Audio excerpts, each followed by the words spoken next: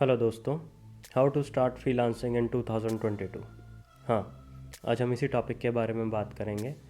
I know ये एक बहुत कॉमन टॉपिक है और इसके रिगार्डिंग आपको यूट्यूब पे बहुत सारी वीडियोस भी मिल जाएंगी। बट 2022 में कंपटीशन भी इतना ज़्यादा है कि जो फ्रीलांसिंग शुरू करने का पाथ है उसमें भी थोड़े चेंजेस होंगे। मेरा नाम शुभम छाबड़ा और मैं पिछले 8 से ज़्यादा सालों से आईटी फील्ड में काम कर रहा हूँ और इस वीडियो के थ्रू मैं ये बताने की कोशिश करूँगा कि कोई भी बिगनर फ्रीलांस स्टार्ट कैसे कर सकता है, चाहे वो कॉलेज स्टूडेंट हो, कॉलेज पास आउट हो या कोई भी जो अपनी प्रेजेंट जॉब के साथ freelancing as a part time start करना चाहता है या कोई भी जो अपना करियर टोटली फ्रीलांसिंग में चेंज करना चाहता है। तो चलिए शुरू करते हैं।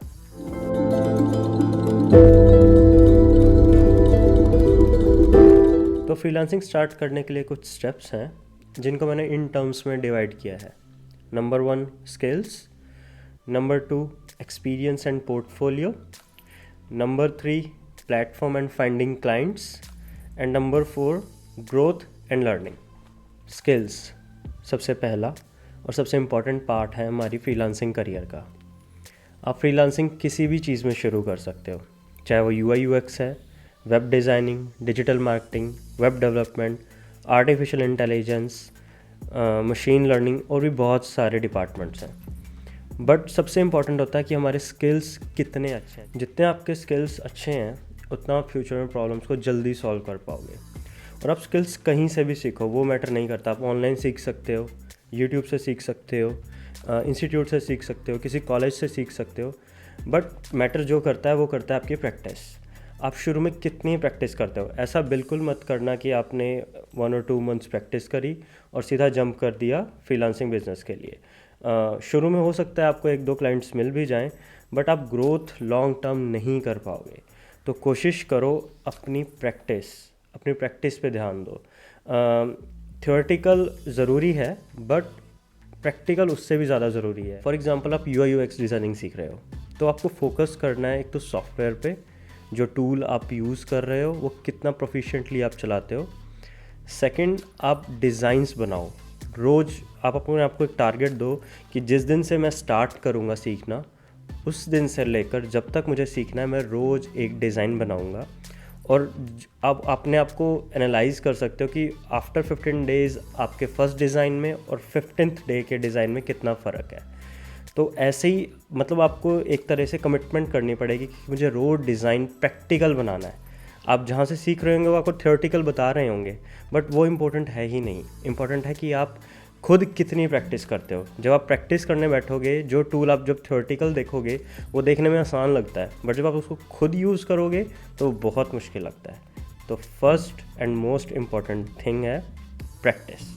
तो मान लीजिए अपने स्किल्स बहुत अच्छे से सीख लिए हैं। अब हमारा सेकंड स्टेप है एक्सपीरियंस एंड पोर्टफोलियो। जो ये सेकंड स्टेप है इसको फॉलो करने के 2 मेथड्स हैं। एक मेरा पर्सनल फेवरेट है और एक कॉमन मेथड है जो जनरली आजकल लोग कर रहे हैं। जो फर्स्ट मेथड है उसके अंदर आपको स्किल्स सीखने के बाद कुछ टाइम IT कंपनी में जॉब करनी है।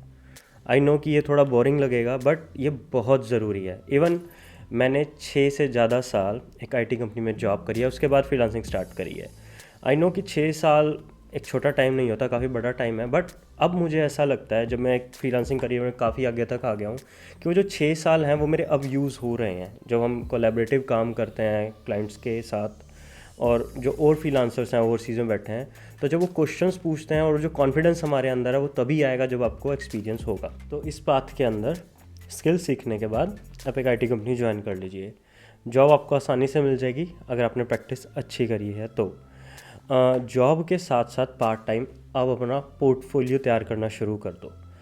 लाइक आफ्टर जॉब आप अपने डिज़ाइंस बना सकते हो, या जो जॉब के अंदर आपको एनवायरनमेंट के अंदर जो और आपके कोलीग्स मिलेंगे उनके साथ बात करके, या उनसे कोई फ्रीलांस प्रोजेक्ट आप ले सकते हो जो उनके कॉन्टैक्ट्स में होंगे।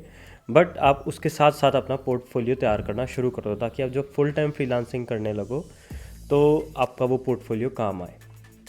अब हम बात करते हैं दूसरे मेथड की, जो आजकल बहुत लोग फॉलो कर रहे हैं। दूसरे मेथड में क्या होता है, जब आप स्किल सीख लेते हो उसके बाद आप डायरेक्टली फ्रीलांसिंग करना स्टार्ट कर देते हो। अब इसमें क्या प्रॉब्लम है कि एक तो आपको एक्सपोजर बहुत ज़्यादा नहीं होता। दूसरी सबसे बड़ी प्रॉब्लम है कि इसके अंदर आपका पोर्टफोलियो जो है वो बहुत कम रहता है। बट अगर आपको इतना कॉन्फिडेंस आपके ऊपर है कि नहीं मैं ये क्रैक कर लूँगा, तो इस मेथड में सबसे ज़्यादा जो इम्पोर्टेंट चीज़ है वो है आपका पोर्टफोलियो। अब आप पोर्टफोलियो कैसे बनाओ, क्योंकि आपने किसी आईटी कंपनी में तो ज्वाइन किया ही नहीं है, ना आपको और एनवायरनमेंट का कोई एक्सपोजर है कि आपके कोई कॉन्टैक्ट्स हों, क्योंकि आपको थोड़ा बहुत पोर्टफोलियो तो तैयार करना ही पड़ेगा। तभी जब आप फ्रीलांसिंग स्टार्ट करोगे क्लाइंट को कुछ तो दिखाओगे ना।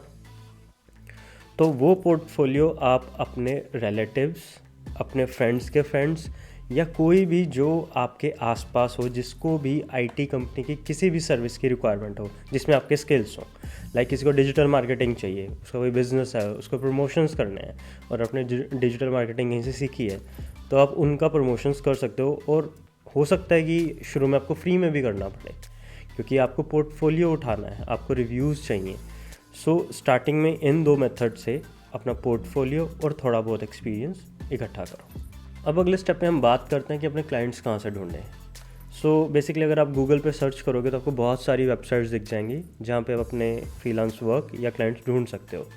बट मैं कुछ ऐसे इंपॉर्टेंट वेबसाइट्स के नाम बताता हूँ जहाँ पे एक तो आपको वैलिड क्लाइंट्स मिलेंगे और स्कैम्स बहुत कम होने के चांसेस हैं।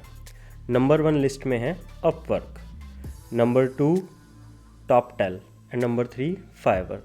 सो ये 3 ऐसी वेबसाइट्स हैं जिनका ट्रैक रिकॉर्ड बहुत अच्छा है। इसके अलावा आप लिंक्डइन और इंस्टाग्राम पे भी काम ढूंढ सकते हो, बट बेसिकली उसके अंदर आप हो सकता है कि आपको थोड़ा टाइम लग जाए क्लाइंट्स ढूंढने पे। इनके अलावा भी वेबसाइट्स हैं, बट ये 3 जो मैंने बताई हैं ये टॉप मोस्ट और एक बहुत अच्छी वेबसाइट्स हैं। एक चीज़ आपको बहुत ध्यान रखनी है, जब भी आप इन 3 वेबसाइट्स पे अपना अकाउंट बनाओ तो बहुत ध्यान से उसे यूज़ करो, क्योंकि क्या है आजकल एक तो कंपटीशन इतना ज़्यादा है, तो ये जो तीनों प्लेटफॉर्म्स हैं ये अपनी पॉलिसीज़ को लेकर बहुत ज़्यादा स्ट्रिक्ट हैं। तो जब आपको लगे कि हाँ अब आप रेडी हो, एक तो आपको एक्सपीरियंस अच्छा हो गया है कि हाँ आप अपना सर्विसेज किसी को देने के लिए रेडी हो, तभी आप इन तीनों वेबसाइट्स पे आओ। अब मैं आपको थोड़े बहुत पॉइंट्स बता देता हूँ जिसका आपको बहुत ध्यान रखना है जब आप इन प्रोफेशनल वेबसाइट्स पे अपना अकाउंट बनाओ। नंबर 1 है आपकी प्रोफाइल फ़ोटो। प्रोफाइल फ़ोटो बहुत प्रोफेशनल होनी चाहिए, क्योंकि क्लाइंट जब भी आपकी प्रोफाइल देखेगा तो सबसे पहले उसकी नज़र आपकी प्रोफाइल फ़ोटो पे जाती है। सेकंड है आपकी इंट्रोडक्शन, जो आप डिस्क्रिप्शन या जो आप बायो अपनी प्रोफाइल में लिखोगे वो आपको बहुत सोच समझ के लिखनी है। ऐसा नहीं कि आपने उसमें कुछ भी लिख दिया हो, आपको जो ना आता हो वो भी आपने उसमें लिख दिया हो, ऐसा कभी नहीं करना है। मान लीजिए उसके अंदर स्किल सेट पाने का एक ऑप्शन है, आपने उसके अंदर वो भी स्किल्स लिख दिए जो आपको नहीं आते हैं, तो प्लीज़ ऐसा कभी मत करना। जितना आता है जैसा आता है उतना ही उसमें डालो, क्योंकि इससे आपको क्या बेनिफिट होगा, जब प्रोजेक्ट आएगा जो आप कमिटमेंट क्लाइंट के साथ करोगे और जो आपकी स्किल सेट होंगे वो उनसे मैच होएगा। अगर आपने ओवर कमिटमेंट कर दी तो फिर आपकी प्रोफाइल के लिए और आपके फ्यूचर के लिए, दोनों के लिए बहुत प्रॉब्लम हो जाएगी। वो क्यों? क्योंकि एक बार अगर आपकी प्रोफाइल पे कोई प्रॉब्लम आई और जो ये वेबसाइट्स हैं उन्होंने आपकी प्रोफाइल को बंद कर दिया, तो आप दोबारा उस ईमेल आईडी से या उस बैंक अकाउंट से प्रोफाइल नहीं बना सकते, क्योंकि ये बहुत एडवांस वेबसाइट्स हैं, क्योंकि आपको अपना पैन कार्ड उसके अंदर अटैच करना होता है। तो कभी आप ये सोचो कि मैं दूसरी ईमेल से एक अकाउंट बना लूँगा, नहीं हो पाएगा, आप दोबारा पकड़े जाओगे और वो दोबारा आपको बैन कर देंगे। तो तभी मैं आपको बार बार इसलिए कह रहा हूँ कि इन प्रोफेशनल वेबसाइट्स पे तभी आना जब आपके पास थोड़ा सा पोर्टफोलियो और एक्सपीरियंस इकट्ठा हो जाए। तो आपने वो अपनी प्रोफाइल पे प्रोफाइल फ़ोटो, टाइटल, डिस्क्रिप्शन और पोर्टफोलियो बड़े अच्छे से अपलोड कर दिया। तो आई थिंक हमने ये सारी बातें कर ली कि आपको क्लाइंट्स कैसे ढूंढने हैं। स्टार्टिंग में आपको एक्सपीरियंस इकट्ठा करना है, पोर्टफोलियो इकट्ठा करना है, थोड़े बहुत लोकल फ्रीलांस वर्क करने हैं, उसके बाद इन प्रोफेशनल वेबसाइट्स पे आना है। और एक बार आपने कुछ प्रोजेक्ट्स सक्सेसफुली डिलीवर कर दिए और कुछ रेटिंग्स ले ली, उसके बाद जो आपका आगे का सफ़र है वो थोड़ा आसान हो जाएगा, क्योंकि स्टार्टिंग में ही प्रॉब्लम आती है, उसके बाद इतनी प्रॉब्लम नहीं आएगी। अब हम बात करते हैं अपनी लास्ट स्टेप की, जो है ग्रोथ एंड लर्निंग।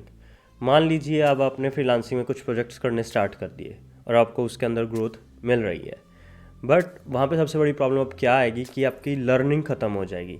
आप सिर्फ उन्हीं चीज़ों पे फोकस कर रहे होंगे जो आपके प्रोजेक्ट से रिलेटेड है। बट ये नहीं करना है। ये एक तरह का ट्रैप है कि हम न्यू चीज़ें लर्न करना ही भूल जाते हैं और उन्हीं कुछ प्रोजेक्ट्स में फंस के रह जाते हैं। यहाँ पे आपको प्रॉब्लम ये आएगी कि जो आईटी फील्ड है या और भी बहुत सारे जो सेक्टर्स हैं वो इतनी जल्दी इवॉल्व हो रहे हैं, इतनी जल्दी चेंज हो रहे हैं कि लर्निंग तो रोज़ नेसेसरी है, रोज़ ज़रूरी है। लर्निंग आपको सीखना ही पड़ेगा, तभी आप कंपटीशन में टिक पाओगे, वरना कंपटीशन में आप टिक ही नहीं पाओगे, क्योंकि रोज़ न्यू ट्रेंड्स आ रहे हैं। किसी भी चीज़ में ले लो, रोज़ चीज़ें चेंज हो जाती हैं। तो लर्निंग आपको रोज़ ही करनी है, डेली बेसिस पे। आप ये समझ लो जो फ्रीलांसिंग करियर है उसमें तो आपको ज़िंदगी भर ही सीखना पड़ेगा। इसमें ऐसा नहीं है कि आपने कुछ टाइम प्रैक्टिस करी, कुछ टाइम मेहनत करी और फिर प्रोजेक्ट्स आ गए और आप अब सीखो, हाँ अब ये हो गया, अब मेरा फ्यूचर इस पे डिपेंड करता है। ऐसा नहीं होगा। आपको ये तब तक सीखना है जब तक फ्रीलांसिंग चलेगी। आपको रोज़ ही सीखना है, आपको खुद को रोज़ ही मोटिवेट करना है कि आज मैंने कुछ नया सीखना है। अपने आपको एक टारगेट दो कि इन 6 मंथ में मैं एक न्यू स्किल अचीव करूँगा, तभी आप फ्रीलांसिंग में आगे जा पाओगे। तो लर्निंग एंड ग्रोथ ये कभी नहीं रुकनी चाहिए। ये आप मान के चलो कि जैसे जैसे आपको प्रोजेक्ट मिलते जाएँ तो बहुत खुश होने की ज़रूरत नहीं है। मैंने बहुत ऐसे फ्रीलांसर्स देखे हैं कि जो बहुत ऊपर आके स्टॉप हो जाते हैं, उनके पास कोई सोल्यूशन ही नहीं बचता। तो हमें ऐसा नहीं करना है, हमें अपनी लर्निंग पे रोज़ ध्यान देना है। So I think this is it for this video. और अगर आपको मेरी वीडियोस पसंद आ रही हैं तो प्लीज़ लाइक एंड सब्सक्राइब। और हाँ, आप कमेंट्स में प्लीज़ ज़रूर बता के जाया करोगे क्या चीज़ें आपको अच्छी लग रही हैं और क्या चीज़ें अच्छी नहीं लग रही, ताकि मैं अपने आप को इम्प्रूव कर सकूँ। मिलता हूँ आपसे अगली वीडियो में। Thank you.